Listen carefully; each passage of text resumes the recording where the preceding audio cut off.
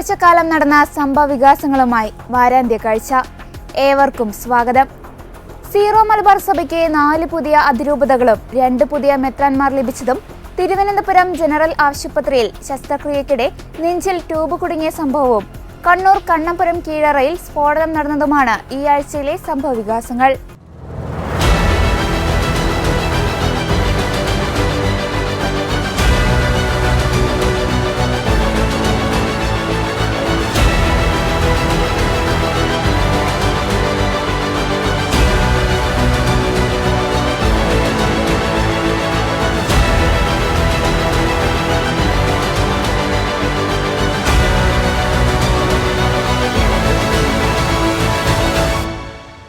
Zero Malabar major archiepiscopal സഭയുടെ 33ാമത് മെത്രാൻ സിനഡിന്റെ 2ാം സമ്മേളനത്തിനോടനുബന്ധിച്ച് നടത്തിയ മാധ്യമ സമ്മേളനത്തിൽ major archbishop Mar Raphael Thattil സഭയിലെ പുതിയ നിയമനങ്ങൾ പ്രഖ്യാപിച്ചു. സീറോ മലബാർ സഭയിൽ ഫരീദാബാദ്, ഉജ്ജയിൻ, കല്യാൺ, ശംഷാബാദ് രൂപതകളെ അതിരൂപതകളായി ഉയർത്തി. Mar Kuriakose Bharanikulangara, Mar Sebastian Vadakkel, Mar Sebastian Vaniyapurackal, Mar Prince Antony Panangadan എന്നിവരെ മെത്രാപ്പോലിത്തൻ ആർച്ച് ബിഷപ്പ് സ്ഥാനത്ത് നിയമിച്ചുകൊണ്ടും ബൽത്തങ്ങാടി രൂപത മെത്രാനായി ക്ലരീഷ്യൻ സന്യാസ സമൂഹാംഗമായ ഫാദർ ഡോക്ടർ ജെയിംസ് പട്ടേലിനെയും അദിലാബാദ് രൂപത അധ്യക്ഷനായി CMI സന്യാസ സമൂഹാംഗമായ ഫാദർ ഡോക്ടർ ജോസഫ് തച്ചാപ്പറമ്പത്തിനെയും നിയമിച്ചു. കേരളത്തിന് പുറത്തുള്ള 12 രൂപതകളുടെ അതിർത്തി പുനർനിർണയിച്ചു. സീറോ മലബാർ സഭാ കേന്ദ്രത്തിൽ ഓഗസ്റ്റ് 18-ാം തീയതി ആരംഭിച്ച 33ാമത് മെത്രാൻ സിനഡിന്റെ 2ാമത്തെ സമ്മേളനമാണ് പുതിയ അതിരൂപതകളെയും ആർച്ച് ബിഷപ്പുമാരെയും പുതിയ രൂപതാ മെത്രാന്മാരെയും രൂപതകളുടെ അതിർത്തി പുനർനിർണയത്തെയും സംബന്ധിച്ചുള്ള തീരുമാനമെടുത്തത്. സിനഡ് തീരുമാനങ്ങൾക്ക് വത്തിക്കാന്റെ അംഗീകാരം ലഭിച്ചതോടെ മേജർ ആർച്ച് ബിഷപ്പ് ഇത് സംബന്ധിച്ച കൽപ്പനകൾ പുറപ്പെടുവിച്ചു.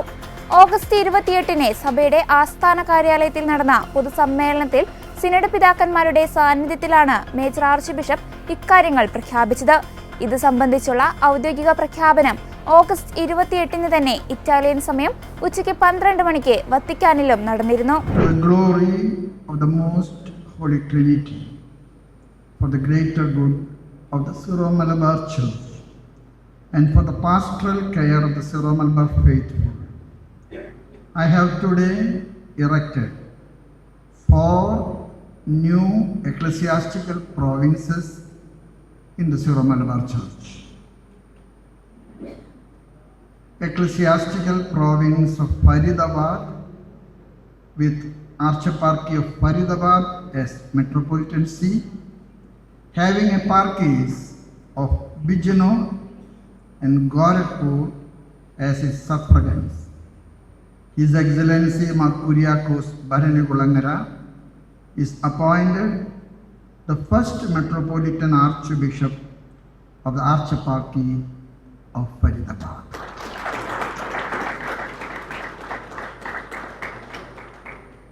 The Ecclesiastical Province of Ujjain with the Archeparchy of Ujjain as Metropolitan See, having the eparchies of Sagar, Satana and Jagadalpur as its suffragans. His Excellency Mar Sebastian Vadake, MST, is appointed the first Metropolitan Archbishop of the Archeparchy of Ujjain.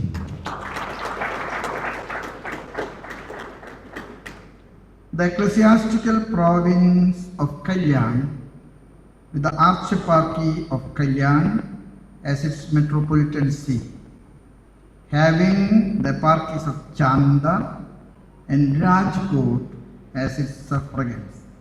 His Excellency Mar Sebastian Vaaniapurakkal is appointed the first Metropolitan Archbishop of the Archeparchy of Kalyan.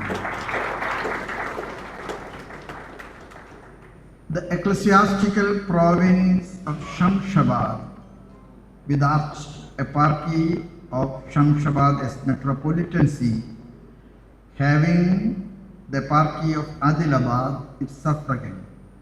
His Excellency Mar Prince Anthony Panengadan is appointed the first Metropolitan Archbishop of the Archeparchy of Shamshabad.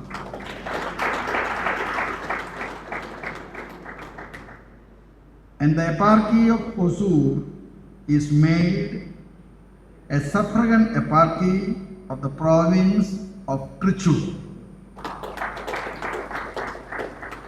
Praise be to Jesus Christ. Father Joseph Thachaparambath CMI Adilabad രൂപതയെ നയിക്കും.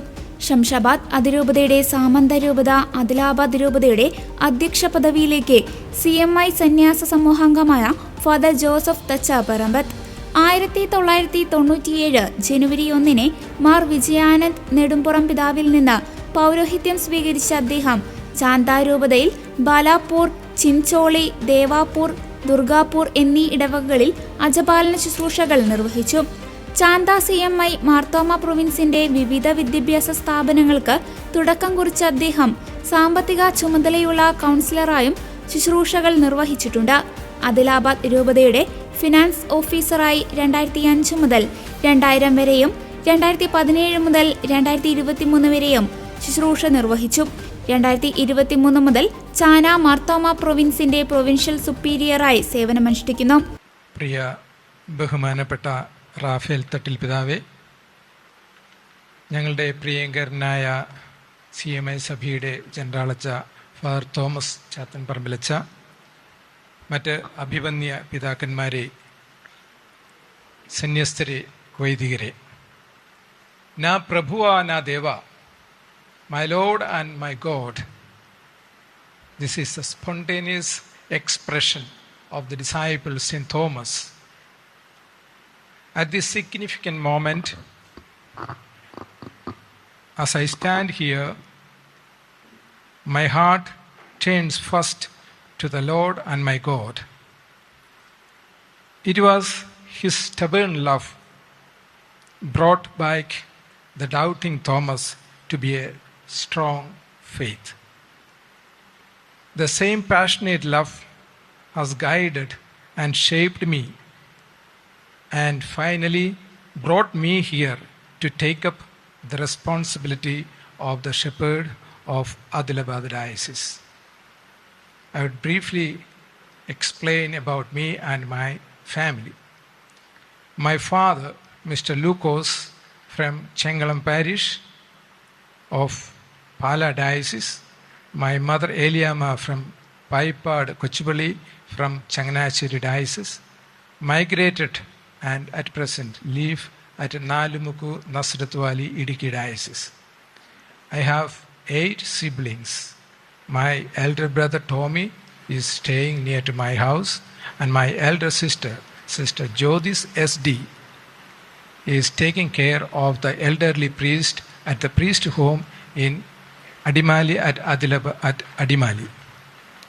And my elder sister again, Sister Sophie, of the member of the missionary congregation of St. Stephen, taking care of Akashaparva at Kannur, and myself, and my younger sister, Miss Vinnie, and my younger priest brother, Father Somi Tachavaramat, a diocesan priest, now working as a parish priest at Panyarkutti, and Mr. Binu, taking care of my elderly parents and looking after my home, and my youngest brother, Mr. Anish, working in UK with their children. I have joined in the congregation in 1985. From then onwards till now, I live in the mission. അതോടൊപ്പം Claretian സന്യാസ സമൂഹാംഗമായ father doctor James Patteril Belthangady രൂപതയുടെ പുതിയ അധ്യക്ഷൻ. Claretian സന്യാസ സമൂഹത്തിന്റെ ജർമ്മനിയിലെ വൂർസ്ബുർഗ് പ്രൊവിൻസിന്റെ provincial പ്രൊക്യുറേറ്ററായി സേവനം ചെയ്തു വരുന്നതിനിടെയാണ് പുതിയ ഉത്തരവാദിത്തം ലഭിച്ചിരിക്കുന്നത്. 1990 ഏപ്രിൽ 26 പൗരോഹിത്യം സ്വീകരിച്ച ശേഷം ബൽത്തങ്ങാടി രൂപതയിലെ ഊദിനെ, ഷിരാഡി എന്നീ ഇടവകകളിൽ സേവനമനുഷ്ഠിച്ചു. ജർമ്മനിയിലെ ഫ്രൈബുർഗ് പാസ്റ്ററൽ ഇൻസ്റ്റിറ്റ്യൂട്ടിൽ നിന്ന് പാസ്റ്ററൽ തിയോളജിയിൽ ഉപരിപഠനം നടത്തി. ക്ലരീഷ്യൻ സന്യാസ സമൂഹത്തിന്റെ ജർമ്മനിയിലെ വൂർസ്ബുർഗ് പ്രൊവിൻസിന്റെ പ്രൊവിൻഷ്യൽ പ്രൊക്യുറേറ്ററായും വൂർസ്ബർഗ് രൂപതയിലെ സീറോ മലബാർ വിശ്വാസികളുടെ അജപാലന ചുമതലയും നിർവഹിച്ചു വരികയായിരുന്നു. നമ്മുടെ സഭയുടെ തലവനും പിതാവുമായ major archbishop Mar Raphael Thattil പിതാവേ, എനിക്ക് ഏറ്റവും പ്രിയങ്കരനായ മാർ ലോറൻസ് മുക്കുഴി പിതാവേ, പ്രിയപ്പെട്ട സിനഡ് അംഗങ്ങളായ പിതാക്കന്മാരെ, വൈദികരെ, സമർപ്പിതരെ, പ്രിയ സഹോദരന്മാരെ, ഇന്ന് ഞാൻ നിങ്ങളുടെ മുൻപിൽ നിൽക്കുന്നത് ദൈവം തൻ്റെ സമൃദ്ധമായ കരുണയാൽ എളിയവനും ദാസനുമായ എന്നെ, ദൈവജനത്തെയും ശുശ്രൂഷിക്കുവാനായി സഭയുടെ മേൽപ്പെട്ട ശുശ്രൂഷകരിൽ ഒരാളായി ഉയർത്തിയതിൻ്റെ അമ്പരപ്പിലും ആ സ്ഥാനം ആവശ്യപ്പെടുന്ന ഉത്തരവാദിത്വങ്ങളെ കുറിച്ചുള്ള ചിന്തകളുടെ ഭയത്തോടും കൂടിയാണ്. വിശുദ്ധ ലൂക്കായുടെ സുവിശേഷം 1-ാം അധ്യായം 29-ാം തിരുവചനത്തില് മംഗളവാർത്ത കേട്ട പരിശുദ്ധ അമ്മയുടെ മാനസിക അവസ്ഥയിലാണ് ഈ നിയോഗം ഞാനും അറിഞ്ഞത്. പരിശുദ്ധ സഭയുടെ തീർത്ഥാടനത്തിൽ സമാനതകളില്ലാത്ത പലതരം പ്രതിസന്ധികളിലൂടെയാണല്ലോ നാം എല്ലാവരും കടന്നു പോകുന്നത്. എന്നാൽ ക്രിസ്തു ജയന്തിയുടെ ഈ ജൂബിലി വർഷത്തിൽ ഭാഗ്യസ്മരണാർഹനായ പരിശുദ്ധ ഫ്രാൻസിസ് മാർപ്പാപ്പ നമ്മൾ പ്രതീക്ഷയുടെ തീർത്ഥാടകരാണ് എന്ന് നമ്മളെ ഓർമ്മിപ്പിക്കുന്നു. അപ്രകാരം എൻ്റെ ആകാംക്ഷകൾക്കും ആകുലതകൾക്കും ഉത്തരം കഴിഞ്ഞ ദിവസങ്ങളിൽ ദിവ്യകാരുണ്യ സന്നിധിയിൽ നിന്ന് എനിക്ക് കിട്ടിയത് ഗബ്രിയേൽ ദൂതൻ പരിശുദ്ധ അമ്മയോട് പറഞ്ഞ വചനം തന്നെയാണ്: ദൈവത്തിന് ഒന്നും അസാധ്യമല്ല. ദൈവത്തിന് ഒന്നും അസാധ്യമല്ല. ഈ ദൈവിക വാഗ്ദാനത്തിന് അവിടുത്തെ തിരുമുൻപിൽ ഞാൻ ശിരസ് നമിക്കുന്നു. സീറോ മലബാർ സഭയുടെ പിള്ളത്തൊട്ടിലുകളിൽ ഒന്നായ കുറവിലങ്ങാട് സ്ഥാപിതമായ ക്ലരീഷ്യൻ സഭയുടെ ഭാരതത്തിലെ ആദ്യ ഭവനമായ ക്ലാരിറ്റി ഭവനിൽ നിന്നാണ് ഞാൻ എൻ്റെ പൗരോഹിത്യ പരിശീലനം ആരംഭിക്കുന്നത്. പരിശുദ്ധ മാതാവിൻ്റെ വിമല ഹൃദയത്തിന് പ്രതിഷ്ഠിക്കപ്പെട്ട സഭാ അംഗമായ എനിക്ക് കുറവലങ്ങാട് മുത്തിയമ്മയുടെ കൃപയുടെ മാധ്യസ്ഥം വഴി കഴിഞ്ഞ 35 വർഷക്കാലത്തെ പൗരോഹിത്യ ശുശ്രൂഷ വേളയിലാണ് ഈ നിയോഗം ദൈവം എന്നെ ഏൽപ്പിക്കുന്നത്. അതേസമയം ഫരീദാബാദ് കേന്ദ്രമായുള്ള പ്രൊവിൻസിൽ ബിജ്നോർ, ഗോരഖ്പൂർ രൂപതകൾ സാമന്ത രൂപതകളായിരിക്കും. ഫരീദാബാദ് രൂപതാധ്യക്ഷനായ മാർ കുര്യാക്കോസ് ഭരണിക്കുളങ്ങരയാണ് മെത്രാപ്പോലിത്തൻ ആർച്ച് ബിഷപ്പായി നിയമിതനായിരിക്കുന്നത്. ഉജ്ജയിൻ രൂപതാധ്യക്ഷനായ മാർ സെബാസ്റ്റ്യൻ വടക്കേൽ പുതിയ മെത്രാപ്പോലിത്തൻ ആർച്ച് ബിഷപ്പ്. സാഗർ, സത്ന, ജഗദൽപൂർ രൂപതകളാണ് ഉജ്ജയിൻ അതിരൂപതയുടെ സാമന്ത രൂപതകളായി നിശ്ചയിക്കപ്പെട്ടിരിക്കുന്നത്. കല്യാൺ കേന്ദ്രമാക്കിയുള്ള പ്രൊവിൻസിൽ ചാന്ത, രാജ്കോട്ട് രൂപതകളാണ് ഉൾപ്പെട്ടിരിക്കുന്നത്. കല്യാൺ രൂപത മെത്രാനായ മാർ തോമസ് ഇലവനാൽ 75 വയസ്സ് പൂർത്തിയാക്കുന്നതിനെ തുടർന്ന് രാജി സമർപ്പിച്ചതിനാൽ നിലവിൽ സീറോ മലബാർ സഭയുടെ കൂരിയ മെത്രാനായ മാർ സെബാസ്റ്റ്യൻ വാണിയപുരയ്ക്കൽ കല്യാൺ അതിരൂപതയുടെ ആർച്ച് ബിഷപ്പായി നിയമിക്കപ്പെട്ടു. ശംഷാബാദ് അതിരൂപതയുടെ സാമന്ത രൂപത അദിലാബാദ് രൂപതയാണ്. ശംഷാബാദിലെ മെത്രാൻമാർ പ്രിൻസ് ആന്റണി പാണങ്ങാടനാണ് പ്രൊവിൻസിന്റെ മെത്രാപ്പോലീത്ത. തമിഴ്നാട്ടിലെ ഹൊസൂർ രൂപത തൃശൂർ അതിരൂപതയുടെ സാമന്ത രൂപതയാക്കിയും മേജർ ആർച്ച് ബിഷപ്പ് കൽപ്പന നൽകിയിട്ടുണ്ട്. സാധാരണ ജനങ്ങൾ ചികിത്സയ്ക്കായി ആശ്രയിക്കുന്ന സർക്കാർ ആശുപത്രികൾ കുറ്റമുക്ത രീതിയിൽ പ്രവർത്തിക്കേണ്ടത് നാടിന്റെ ആവശ്യമാണ്. എന്നാൽ നിരവധി പേർ ആശ്രയിക്കുന്ന തിരുവനന്തപുരം ജനറൽ ആശുപത്രിയിൽ പിഴവ് സംഭവിച്ചു. അതായത് ശസ്ത്രക്രിയയ്ക്ക് വിധേയയായ യുവതിയുടെ നെഞ്ചിൽ ഗൈഡ് വയർ കുടുങ്ങിയ സാഹചര്യം. കാട്ടാക്കട സ്വദേശി സുമയ്യയാണ് പലവിധ ശാരീരിക ബുദ്ധിമുട്ടുകളായി ഇപ്പോൾ കഴിയുന്നത്.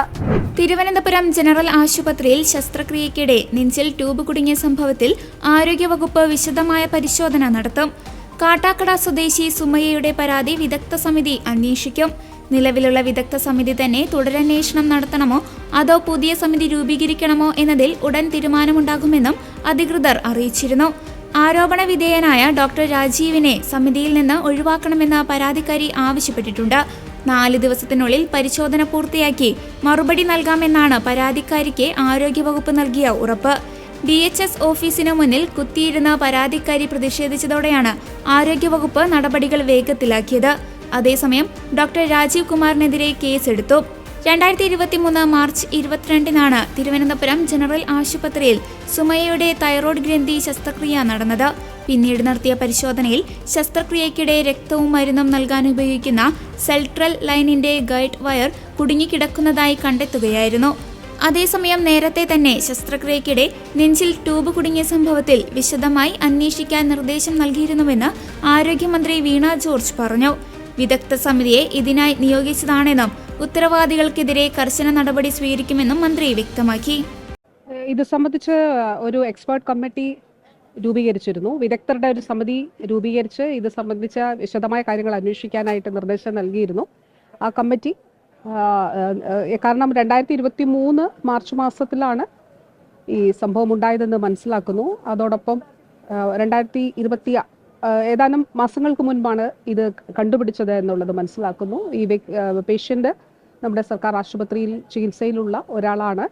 അപ്പോൾ ഇപ്പോൾ ഇതിലൊരു പരാതിയുണ്ട് എന്നുള്ളത് അറിഞ്ഞിട്ട് ഈ കമ്മിറ്റി അതുകൂടി പരിശോധിക്കാൻ പറഞ്ഞു. ഒറ്റ കാര്യമേ ഉള്ളൂ, അതിൽ ഉത്തരവാദികളായിട്ടുള്ളവർക്കെതിരെ നടപടി സ്വീകരിക്കും. അത് കർശനമായിട്ടുള്ള നടപടിയായിരിക്കും. അതായത് കഴിഞ്ഞ ദിവസത്തെ റിപ്പോർട്ട് തള്ളുകയാണ് അല്ലേ? അല്ല, എനിക്ക് റിപ്പോർട്ട് കിട്ടിയിട്ടില്ല. അത് കമ്മിറ്റി കോൺസ്റ്റിറ്റ്യൂട്ട് ചെയ്തിട്ട് എക്സ്പേർട്ട് കമ്മിറ്റി അവരുടെ സിറ്റിങ്ങുകളൊക്കെ നടത്തിയിട്ടുണ്ട്.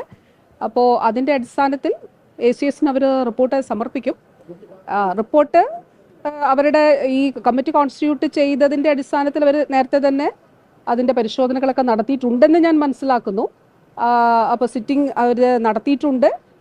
ഇതിൽ വളരെ വ്യക്തമായ ഒറ്റ കാര്യം മാത്രമേ ഉള്ളൂ, അത് കമ്മിറ്റിയുടെ വിദഗ്ധ സമിതിയുടെ റിപ്പോർട്ടിൻ്റെ അടിസ്ഥാനത്തിൽ അതിൽ കുറ്റക്കാരായവർക്കെതിരെ നടപടി സ്വീകരിക്കും. പ്രശ്നം ആരോഗ്യവകുപ്പ് നിസ്സാരമായി കാണുന്നുവെന്ന് സുമയ്യയുടെ സഹോദരി ഭർത്താവ് കഴിഞ്ഞ ദിവസം ആരോപിച്ചിരുന്നു. നീതി ലഭിക്കും വരെ പോരാട്ടം തുടരുമെന്നും അദ്ദേഹം പറഞ്ഞു. ഡോക്ടർ രാജീവ് കുമാറിനെ ശസ്ത്രക്രിയയ്ക്ക് മുമ്പ് പണം നൽകിയിരുന്നു. നെടുമങ്ങാട് പ്രൈവറ്റ് ക്ലിനിക്കിൽ പോയി കണ്ടു. OPയിൽ മറ്റൊരു ഡോക്ടറെ കണ്ടപ്പോൾ നൽകിയ നിർദ്ദേശമനുസരിച്ചാണ് നെടുമങ്ങാട് ക്ലിനിക്കിൽ പോയതെന്നും സബീർ പറഞ്ഞു. കണ്ണൂർ കണ്ണപുരം കീഴറയിൽ സ്ഫോടനം സംഭവിച്ചത് ഏവരെയും ഞെട്ടിപ്പിക്കുന്നതായിരുന്നു. അപകടത്തിൽ ഒരാൾ മരിച്ചു. സംഭവം ക്രൈംബ്രാഞ്ച് അന്വേഷിക്കും. ജില്ലാ ക്രൈംബ്രാഞ്ച് ACPയുടെ നേതൃത്വത്തിൽ പ്രത്യേക സംഘമാണ് കേസ് അന്വേഷിക്കുന്നത്. സ്ഫോടനം നടന്ന വീട് വാടകയ്ക്കെടുത്ത അനൂപ് മാലിക്കിനെതിരെ പോലീസ് കേസെടുത്തു. സ്ഫോടക വസ്തു നിയമപ്രകാരമാണ് കേസെടുത്തിരിക്കുന്നത്. 2016 കണ്ണൂർ പൊടിക്കുണ്ടിലെ വീട്ടിൽ സ്ഫോടക വസ്തു പൊട്ടിത്തെറിച്ചുണ്ടായ കേസിലെ പ്രതിയാണ് അനൂപ് മാലിക്. കണ്ണൂർ ചാലാട് സ്വദേശി മുഹമ്മദ് ആഷാമാണ് മരിച്ചതെന്ന് Kannur city police commissioner Nithin Raj IPS പറഞ്ഞു. അനൂപ് മാലിക്കിന്റെ ബന്ധുവാണ് ഇയാൾ. അനൂപിനായി അന്വേഷണം തുടരുകയാണെന്നും പോലീസ് അറിയിച്ചു. ഉത്സവത്തിന് ഉപയോഗിക്കുന്ന ഗുണ്ടുപോലെയുള്ള സ്ഫോടക വസ്തുക്കളാണ് സ്ഫോടനം നടന്ന വീട്ടിൽ നിർമ്മിച്ചിരുന്നത്. ഇതിന്റെ നിർമ്മാണത്തിന് ലൈസൻസ് ഉണ്ടായിരുന്നില്ല എന്നും സംഭവത്തിൽ കൂടുതൽ അന്വേഷണം ആവശ്യമാണെന്നും കണ്ണൂർ സിറ്റി പോലീസ് കമ്മീഷണർ കൂട്ടിച്ചേർത്തു. ഇന്ന് രാവിലെ 2 മണിയോടുകൂടിയിട്ടാണ് ഇവിടെ ഈ വീട്ടിൽ ഒരു സ്ഫോടനം നടന്നിട്ടുള്ളതായിട്ട് മനസ്സിലാക്കുന്നത്. ഈ സംഭവത്തിന് ശേഷം നമ്മൾ ആ സമയം മുതൽ തന്നെ പരിശോധന നടത്തി വരികയാണ്. നമുക്ക് ഒരു പോസ്റ്റ് ബ്ലാസ്റ്റ് പ്രൊസീജിയേഴ്സ് അനുസരിച്ചുകൊണ്ട് മാത്രമേ നമ്മൾക്ക് ആ പരിശോധനകൾ പൂർത്തീകരിക്കാൻ വേണ്ടി കഴിയുള്ളൂ. നിലവിൽ ഈ വീട്ടിൽ നിന്നും നമ്മൾക്ക് മുഹമ്മദ് ആഷാം K എന്ന് പറയുന്ന ഒരാളുടെ ബോഡിയാണ് ഇവിടെ നിന്ന് കിട്ടിയിരിക്കുന്നത്. കഴിഞ്ഞ 1 വർഷത്തിന് മുകളിലായിട്ട് ഇപ്പം നമ്മൾക്ക് ഈ സ്ഥലത്ത് നിന്ന് ഈ ബ്ലാസ്റ്റ് നടന്നിരിക്കുന്ന സ്ഥലത്ത് മുഹമ്മദ് ആഷാം എന്ന് പറയുന്ന ഒരാളുടെ ചാലാട് സ്വദേശിയാണ്. ആളുടെ മൃതദേഹം നമുക്ക് ആ സൈറ്റിൽ നിന്നും കിട്ടിയിട്ടുണ്ട്. അത് മറ്റ് നടപടികൾക്കായിട്ട് പരിയാരം മെഡിക്കൽ കോളേജിലേക്ക് കൊണ്ടുപോയിട്ടുണ്ട്. നിലവിൽ ഈ വിഷയവുമായി ബന്ധപ്പെട്ടിട്ട് 728/25 എന്ന രീതിയിൽ എക്സ്പ്ലോസീവ് സബ്സ്റ്റൻസസിന്റെ ഒരു കേസ് കണ്ണപുരം പോലീസ് സ്റ്റേഷനിൽ പോലീസ് രജിസ്റ്റർ ചെയ്തിട്ടുണ്ട്. ഈ വീട്ടിൽ ഇവരെ കഴിഞ്ഞ 1 വർഷത്തിന് മുകളിലായിട്ട് താമസിക്കുന്നുണ്ട് എന്നാണ് മനസ്സിലാക്കുന്നത്. ഇതിന്റെ എക്സ്പ്ലോഷനുമായി ബന്ധപ്പെട്ടിട്ടുള്ള ഫോറൻസിക് പരിശോധനകൾ നടത്തി വരികയാണ്. കൂടുതൽ കാര്യങ്ങൾ നമുക്ക് എക്സ്പ്ലോഷന്റെ കാര്യങ്ങളും അതിന്റെ പോയിന്റും കാര്യങ്ങളും എല്ലാം തന്നെ നമുക്ക് സയന്റിഫിക് പ്രൊസീജിയേഴ്സ് ഇൻവെസ്റ്റിഗേഷൻ കഴിഞ്ഞാൽ മാത്രമേ നമുക്ക് പറയാൻ വേണ്ടി കഴിയൂ. നിലവിൽ അവരുടെ ഇൻഡിവിജ്വൽ ആയിട്ടുള്ള റോളിനെ പറ്റിയിട്ട് നമുക്ക് ഇതിൽ ക്ലാരിഫിക്കേഷൻ കൊണ്ടുവരേണ്ടതുണ്ട്. ഇതിൽ ഒരു എക്സ്പ്ലോസീവ് സബ്സ്റ്റൻസസ് അവിടെ സൂക്ഷിച്ചിട്ടുണ്ടായിരുന്നു. എക്സ്പ്ലോസീവ് ഈ പടക്കങ്ങളും ഉത്സവങ്ങൾക്ക് ഉപയോഗിക്കുന്ന തരത്തിൽ ഗുണ്ട് പടക്കങ്ങളൊക്കെ ഉണ്ടാക്കുന്നതിന് ആവശ്യമായിട്ടുള്ള മെറ്റീരിയൽസ് കുറേയധികം ഇവിടെ സ്റ്റോർ ചെയ്തിട്ടുണ്ട് എന്നാണ് ഇപ്പോൾ കണ്ടിരിക്കുന്നത്. സീലിൽ നിന്ന് കിട്ടിയിരിക്കുന്നത്. ഇപ്പോഴത്തെ ഒരു അവസ്ഥയിൽ ആ പറഞ്ഞിരിക്കുന്ന സ്ഥലത്ത് നിന്ന് ഇതിന്റെ മാനുഫാക്ചറിങ്ങിന് വേണ്ടിയിട്ടുള്ള ഒരു സാഹചര്യം നടന്നതായിട്ടാണ് കാണുന്നത്. ഇപ്പോൾ നമ്മളുടെ പ്രൊസീജിയർ ഇപ്പോഴും കംപ്ലീറ്റ് ആയിട്ടില്ല. സെർച്ച് ഓപ്പറേഷൻസ് നടന്നുകൊണ്ടിരിക്കുന്നുണ്ട്. നമുക്ക് ആ ഏരിയ ഒന്ന് പോസ്റ്റ് ബ്ലാസ്റ്റ് സെനാരിയോ ആയതുകൊണ്ട് തന്നെ അതിൻ്റെ നടപടിക്രമങ്ങൾ പാലിച്ചുകൊണ്ട് മാത്രമേ നമുക്കത് കംപ്ലീറ്റ് ചെയ്യാൻ പറ്റുള്ളൂ. സോ കുറച്ച് നേരം കൂടെ നമുക്ക് എടുക്കും. ഇതിൽ ഉത്സവങ്ങൾക്ക് ഉപയോഗിക്കുന്ന ഗുണ്ട് ടൈപ്പ് സാധനങ്ങളുണ്ടല്ലോ കൂടുതലായിട്ടും. ഇല്ല, നമ്മൾക്ക് ഇപ്പോഴത്തെ ഒരു സ്റ്റേജിൽ എത്രമാത്രം അവിടെ എക്സ്പ്ലോസീവ് ആയിട്ടുള്ള മെറ്റീരിയൽസ് ഗൺ പൗഡർ ആണെങ്കിൽ എത്രമാത്രം ഉണ്ടായിരുന്നു എന്ന് ഈ ഒരു സ്റ്റേജിൽ നമുക്ക് അസസ് ചെയ്യാൻ പറ്റില്ല. പക്ഷെ അവിടെ നിന്ന് കിട്ടിയിരിക്കുന്ന സാഹചര്യങ്ങൾ അനുസരിച്ചിട്ട് കുറച്ച് ക്വാണ്ടിറ്റി അവിടെ ഉണ്ടായിരുന്നു എന്നുള്ളതാണ് കാണുന്നത്. ഇപ്പം നിലവിൽ ഈ പറഞ്ഞിരിക്കുന്ന സ്ഥലത്ത് നിന്ന് നമുക്ക് ഒരാളുടെ മൃതദേഹം കിട്ടിയിട്ടുണ്ട്. അയാളുടെ തന്നെ ഒരു റിലേറ്റീവ് ആയിട്ടുള്ള അനൂപാണ് ഈ വീട് വാടകയ്ക്ക് എടുത്തതായിട്ട് കാണുന്നത്. അയാൾ നിലവിൽ ഈ സംഭവ സ്ഥലത്ത് ഇപ്പം നമ്മൾക്ക് ഇല്ലാത്തൊരു സാഹചര്യമായതുകൊണ്ട് തന്നെ കൂടുതൽ കാര്യങ്ങൾ മറ്റ് അറസ്റ്റും കൂടെ കാര്യങ്ങൾ വരുന്ന സമയത്ത് നമുക്ക് വ്യക്തമാക്കാൻ വേണ്ടി കഴിയും. അത്തരത്തിൽ അനൂപ് എന്ന് പറയുന്ന ഒരാൾക്ക് മുൻപ് എക്സ്പ്ലോസീവ് സബ്സ്റ്റൻസിന്റെ കേസുകൾ ഉണ്ടായിരുന്നു. അതുകൊണ്ട് തന്നെ പല വീട് മാറി മാറി പോകുന്നായിരുന്നു. ആളുടെ പേരിലല്ല എക്സാക്ട്ലി വീട് എടുത്തിരിക്കുന്നത്, മറ്റൊരാളുടെ പേരിലൊക്കെയാണ് ഈ വീട് എടുത്ത് ഉപയോഗിച്ചത്. കഴിഞ്ഞ ഏപ്രിൽ മാസം മുതൽ ഇവിടെ താമസിക്കുന്നതാണ് നമ്മൾ കാണുന്നത്. ഇതിന് ലൈസൻസ് ഇല്ല. ഈ പറഞ്ഞിരിക്കുന്ന സംഭവവുമായി ബന്ധപ്പെട്ടിട്ട് ഏതെങ്കിലും രീതിയിലേക്കുള്ള അനുമതിയോട് കൂടിയിട്ടുള്ള കാര്യങ്ങളല്ല നടന്നിരിക്കുന്നുണ്ടാവുക. പക്ഷേ ഈ പറഞ്ഞിരിക്കുന്ന ബ്ലാസ്റ്റുമായി ബന്ധപ്പെട്ടിട്ട് എന്താണ് ഇങ്ങനൊരു സ്ഫോടനം നടക്കാനുണ്ടായിരുന്ന സാഹചര്യം എന്നുള്ളതൊക്കെ പോസ്റ്റ് ബ്ലാസ്റ്റ് പ്രൊസീജിയേഴ്സും ഫോറൻസിക് അനാലിസിസും കഴിഞ്ഞാൽ മാത്രമേ നമുക്ക് കൂടുതലായിട്ട് പറയാൻ വേണ്ടി കഴിയുള്ളൂ. ഇപ്പോൾ സെർച്ച് ഓപ്പറേഷൻസ് കണ്ടിന്യൂ ആണ്. കൂടുതൽ കാര്യങ്ങൾ ഇതിന്റെ ഈ ഒരു പോയിന്റിൽ നമ്മൾക്ക് ഇൻവെസ്റ്റിഗേഷന്റെ ഒരു സ്റ്റേജിൽ ഈ സ്റ്റേജിൽ അതൊരു അനാലിസിസ് റിപ്പോർട്ട് വരുന്നതിന് മുമ്പേ നമുക്ക് ആ ഒരു കാര്യം ഇപ്പോഴത്തെ നിലവിൽ പറയാൻ വേണ്ടി കഴിയില്ല. സെർച്ച് ഓപ്പറേഷൻസ് കഴിയട്ടെ. സെർച്ച് ഓപ്പറേഷൻസ് കഴിഞ്ഞ ശേഷം നമുക്ക് കൂടുതൽ കാര്യങ്ങൾ നമ്മൾക്ക് അതിൽ ഒരാളുടെ മൃതദേഹം ഇപ്പോൾ അവിടെ നിന്ന് കിട്ടിയിട്ടുണ്ട്. സെർച്ച് ഓപ്പറേഷൻസ് നടന്നുകൊണ്ടിരിക്കുകയാണ്. നമുക്ക് കൂടുതൽ ആൾക്കാരുടെ ഇൻവോൾവ്മെന്റ് ഉണ്ടോ എന്നുള്ളത് അത് കംപ്ലീറ്റ് ആയാൽ മാത്രമേ പറയാൻ പറ്റൂ. പടക്ക നിർമ്മാണമാണ് എന്ന് അറിഞ്ഞുകൊണ്ടാണോ ഈ വീട്ടുടമസ്ഥൻ ഈ വീട് വാടകയ്ക്ക് കൊടുത്തിട്ടുള്ളത്? നമ്മൾ ആളെ ഈ വിഷയവുമായി ബന്ധപ്പെട്ടിട്ട് ചോദ്യം ചെയ്യുന്നുണ്ട്. ഈ വാടകയുമായി ബന്ധപ്പെട്ടിട്ടുള്ള കാര്യങ്ങളൊക്കെ നമുക്ക് പരിശോധിക്കാം. ഈ ഇൻവെസ്റ്റിഗേഷനുമായി ബന്ധപ്പെട്ടുള്ള കൂടുതൽ ഒരുപാട് കാര്യങ്ങളുണ്ട്. പക്ഷെ അത് ഈ പറഞ്ഞിരിക്കുന്ന സെർച്ച് ഓപ്പറേഷൻസ് കഴിയട്ടെ. അതിന്റെ ഇൻവെസ്റ്റിഗേഷന് വേണ്ടിയിട്ട് ഡിസ്ട്രിക്ട് ക്രൈംബ്രാഞ്ചിന്റെ നേതൃത്വത്തിൽ ACPയുടെ നേതൃത്വത്തിൽ ഒരു സ്പെഷ്യൽ ടീമിനെ ഈ അന്വേഷണവുമായി ബന്ധപ്പെട്ടിട്ട് ചുമതലപ്പെടുത്തിയിട്ടുണ്ട്. അപ്പോൾ അതുമായി ബന്ധപ്പെടുത്തിയിട്ടുള്ള കൂടുതൽ കാര്യങ്ങൾ പിന്നീട് നമുക്ക് ഡിസ്ട്രിക്ട് ക്രൈംബ്രാഞ്ച് എക്സ്പ്ലോസീവ് സബ്സ്റ്റൻസ് കേസുകളാണ് കൂടുതലായിട്ടും. നമുക്ക് കൂടുതലായിട്ടുള്ള കേസിന്റെ വിവരങ്ങളൊക്കെ നിങ്ങൾക്ക് കണ്ണപുരം കീഴറയിലെ വീട്ടിൽ ശനിയാഴ്ച പുലർച്ചെ 2 മണിയോടെയാണ് സ്ഫോടനം നടന്നത്. സംഭവത്തിൽ വീട് പൂർണ്ണമായി തകർന്നു. സ്ഫോടനത്തിന് പിന്നാലെ ശരീര അവശിഷ്ടങ്ങൾ ചിന്നിച്ചിതറുകയായിരുന്നു. ബോംബ് നിർമ്മാണത്തിനിടെയുണ്ടായ അപകടമാണ് സ്ഫോടനത്തിന് പിന്നിലെന്ന് പ്രാഥമിക നിഗമനം. കീഴറ ഗോവിന്ദൻ എന്നയാളുടെ ഉടമസ്ഥതയിലുള്ള വീട്ടിൽ 2 പേരാണ് വാടകയ്ക്ക് താമസിച്ചിരുന്നത് എന്നാണ് വിവരം. ഒരാളുടെ മൃതദേഹമാണ് സ്ഥലത്തുനിന്ന് കണ്ടെത്തിയിരിക്കുന്നത്. സ്ഫോടനം നടന്ന വീട്ടിൽ നിന്നും പൊട്ടാത്ത നാടൻ ബോംബുകൾ പോലീസ് കണ്ടെത്തിയിട്ടുണ്ട്. അപകടം നടന്ന സ്ഥലത്ത് ബോംബ് സ്ക്വാഡ് പരിശോധന നടത്തി. ബോംബ് നിർമ്മാണത്തിനിടെയാണ് സ്ഫോടനം ഉണ്ടായതെന്ന പ്രാഥമിക നിഗമനം ശരിവെക്കുന്നതാണ് പുതിയ കണ്ടെത്തൽ. സ്ഫോടനത്തിന്റെ ആഘാതത്തിൽ സമീപത്തെ വീടുകൾക്കും നാശനഷ്ടങ്ങളുണ്ടായി. നിരവധി വീടുകളുടെ വാതിലുകൾ തകരുകയും ചുമരുകളിൽ വിള്ളലുകൾ വീഴുകയും ചെയ്തിട്ടുണ്ട്. അതേസമയം കണ്ണപുരം സ്ഫോടനത്തിൽ രാഷ്ട്രീയ ആരോപണവുമായി CPM രംഗത്തു വന്നു. പ്രതി അനൂപ് മാലിക് കോൺഗ്രസുമായി അടുത്ത ബന്ധമുള്ള ആളാണെന്നാണ് കണ്ണൂർ ജില്ലാ സെക്രട്ടറി KK രാഗേഷ് ആരോപിച്ചത്. കേസ് എടുത്ത അനൂപ് മാലിക്കിന്റെ രാഷ്ട്രീയം പരിശോധിക്കണം. ഉത്സവങ്ങളോ ആഘോഷങ്ങളോ അടുത്തൊന്നും ഇല്ല. ഇത്രയും മാരകമായ സ്ഫോടക വസ്തുക്കൾ എന്തിനാണ് നിർമ്മിക്കുന്നതെന്ന് ബന്ധപ്പെട്ടവർ പരിശോധിക്കണമെന്നും KK രാഗേഷ് ആവശ്യപ്പെട്ടു. ഇത് രാഷ്ട്രീയ ഉദ്ദേശത്തോടു കൂടി നടന്നതാണോ അല്ലയോ നമുക്ക് വ്യക്തമല്ല. അതുകൊണ്ട് അയാൾ ഏത് രാഷ്ട്രീയക്കാരനാണെന്ന് നോക്കിയിട്ട് അതിന്റെ പേരിൽ ഏതെങ്കിലും ഒരു രാഷ്ട്രീയ പാർട്ടിയുടെ നേരെ എന്തെങ്കിലും ഒരു ആക്ഷേപം ഉന്നയിക്കുന്നത് ശരിയല്ലല്ലോ. അയാൾ ഏതെങ്കിലും രാഷ്ട്രീയ വിശ്വാസമുള്ള ആളായിരിക്കും. പക്ഷെ അതുകൊണ്ട് ആ രാഷ്ട്രീയത്തിന്റെ ഭാഗമായിട്ടാണ് ഇതൊക്കെ സംഭവിച്ചതെന്ന് പറയുന്നത് ശരിയല്ല. അതുകൊണ്ട് ഞാൻ പറയുന്നില്ല. അത് നിങ്ങൾ അന്വേഷിച്ചാൽ മനസ്സിലാവാറാണെന്നല്ലോ. കണ്ണപുരം സ്ഫോടനത്തിൽ പോലീസിന്റെ പിഴവിനെയാണ് DCC പ്രസിഡന്റ് മാർട്ടിൻ ജോർജ് കുറ്റപ്പെടുത്തുന്നത്. മുക്കിലും മൂലയിലും ബോംബ് പൊട്ടി സാധാരണക്കാർക്ക് പരിക്കേൽക്കുന്ന സാഹചര്യമുണ്ടാകുന്നത് പോലീസ് വീഴ്ചയാണ്. സ്ഫോടനം ബോംബ് നിർമ്മാണത്തിനിടെയുണ്ടായ അപകടമെന്ന് മാർട്ടിൻ ജോർജ് പ്രതികരിച്ചു. അനൂപ് എന്തിന് ബോംബ് നിർമ്മിച്ചുവെന്നും അയാളുടെ രാഷ്ട്രീയമെന്തെന്ന് പരിശോധിക്കണമെന്നും DCC പ്രസിഡന്റ് ആവശ്യപ്പെട്ടു. കോൺഗ്രസ് ബന്ധം ആരോപിക്കുന്നവർ ശുദ്ധ തോന്നിവാസമാണ് പറയുന്നത്. ഇവിടെ ഒരു പത്രസമ്മേളനം കഴിഞ്ഞ് പോയപ്പോൾ ഒന്നും പറഞ്ഞില്ലല്ലോ. പിന്നെ തിരിച്ചു വന്നപ്പോൾ ആരോ പറഞ്ഞു കൊടുത്തു കോൺഗ്രസ് ആണ്. അങ്ങനെ പറയുന്നതിൽ എന്താ അർത്ഥം ഇരിക്കുന്നത്? എനിക്ക് CPM ആണെന്ന് പറയാം, അല്ലെങ്കിൽ BJP ആണെന്ന് പറയാം. വേറെ എനിക്കറിയില്ല, അയാളെ അറിയില്ലല്ലോ. അദ്ദേഹത്തെ അറിയാത്ത സ്ഥിതിക്ക് നാളെ പാർട്ടി പറയാൻ പറ്റുമോ? എനിക്ക് അറിയാത്ത ആരാണ് കോൺഗ്രസ് എന്ന് പറയുന്നത്? നിങ്ങൾ ഇദ്ദേഹം ഇതിനു മുമ്പും ഇവിടെ ചെയ്തിട്ടുണ്ടെന്നല്ലേ അന്ന് ഐഡന്റിഫൈ ചെയ്യുമല്ലോ കോൺഗ്രസ് ആണെങ്കിൽ. അപ്പോൾ ഇത് ശുദ്ധ തോന്നിവാസം. ഒരു ചാനലിന് മുമ്പിലും വന്ന് ഒരു ഉത്തരവാദിത്തപ്പെട്ട വ്യക്തിയാണ് എങ്കിൽ ഇത്തരത്തിലുള്ള തോന്നിവാസം പറയാൻ പാടില്ല. ഇതാണ് എനിക്ക് പറയാനുള്ളത്. നിങ്ങൾക്ക് തന്നെ അറിയാലോ ഇദ്ദേഹത്തിൻ്റെ പേരിൽ കഴിഞ്ഞ രാജേന്ദ്രനാഥ് കോളനിയിൽ പൊടിക്കൊണ്ടുണ്ടായിട്ടുണ്ടെന്ന്. അപ്പോൾ അന്ന് ആരെങ്കിലും കോൺഗ്രസ് ആണെന്ന് പറഞ്ഞു? ആരെങ്കിലും ഞാൻ അതിനകത്ത് കാണുന്നത് ഒറ്റ കാര്യമേ ഉള്ളൂ.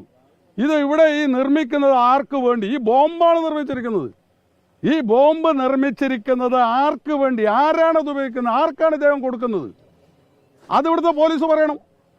ഞാൻ നേരത്തെ സൂചിപ്പിച്ചത് ഇവിടെ പാനൂരടക്കമുള്ള പല സ്ഥലങ്ങളിലും ബോംബ് സ്ഫോടനങ്ങൾ നടക്കുമ്പോൾ അതിനെപ്പറ്റി കൃത്യമായ അന്വേഷണം നടക്കുന്നില്ല. കേസ് തേച്ചു വായിച്ചു കളയുന്നു. അതുകൊണ്ടാണ് ഇത്തരത്തിലുള്ള പ്രക്രിയകൾ വീണ്ടും വീണ്ടും നിർബാധം നമ്മുടെ ജില്ലയിൽ നടക്കുന്നത്. ആ ജില്ലയിൽ സമാധാനക്കേടുണ്ടാക്കുന്നുണ്ട് എന്നുള്ളൊരു യാഥാർത്ഥ്യമാണ് എന്നാണ് ഞാൻ സൂചിപ്പിച്ചത്. ഇതോടെ വാരാന്ത്യ കാഴ്ച പൂർണ്ണമാകുന്നു. അടുത്ത ആഴ്ച വീണ്ടും കാണാം. നന്ദി.